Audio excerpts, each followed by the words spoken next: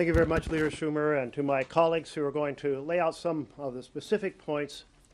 But let's understand this. Republican plan is simply 4 words. Families lose, billionaires win. They want to cut programs for families in healthcare and housing and education, things that help create a living wage job, $1.5 to $2 trillion. What? To fund more tax giveaways to the very richest Americans.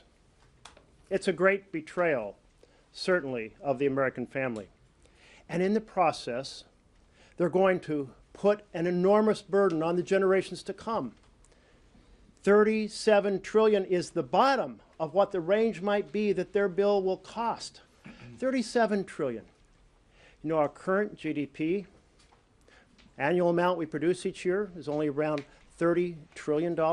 They want to put additional debt of $37 trillion. Or let's look at the current debt. In 249 years since our independence, we have run up a debt is just shy of $37 trillion. That's how big, in one decision, one bill, in 1 year, they want to increase the burden on the generations to come. This is really sickening.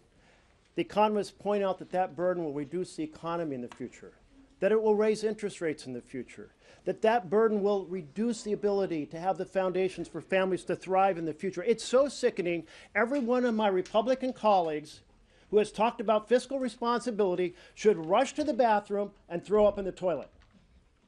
That's how sickening this situation is with additional debt.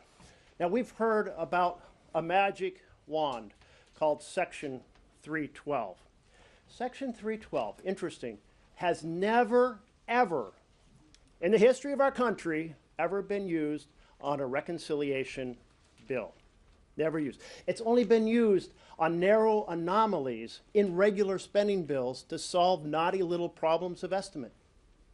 It is a completely inappropriate vessel to use just by precedent, but also recognize that in reconciliation there are explicit instructions called the Byrd Rule on how you estimate the impact of debt, the impact of any policy option or any revenue option on the amount of deficits that will be created.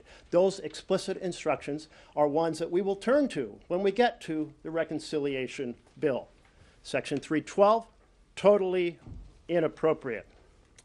There are 3 pillars that came in 1974. Realize back then we were adding about 6 billion, not trillion, 6 billion to our debt each year. 6 billion in deficit. And folks said, oh my goodness, this is so high. Let's do a couple things.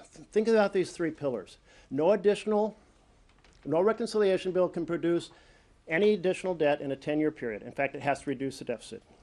Second of all, in any given year after the first 10, it cannot increase the deficit. Third pillar, we have to have honesty. No smoke and mirrors, no gimmicks. That honesty means we're going to create the Congressional Budget Office and we're going to use those nonpartisan estimates. Back in 1996, the Republicans struck down the first pillar and said you can, in those first 10 years, you can increase the deficits. Now today, they're striking down the second pillar, saying no deficits year by year after the first 10 years, and the third pillar, that is the use of nonpartisan numbers generated by CBO.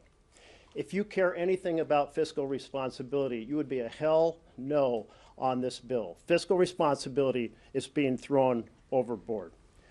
No, they have a plan. Families lose, billionaires win. We have a plan too. Families win, and billionaires pay their fair share.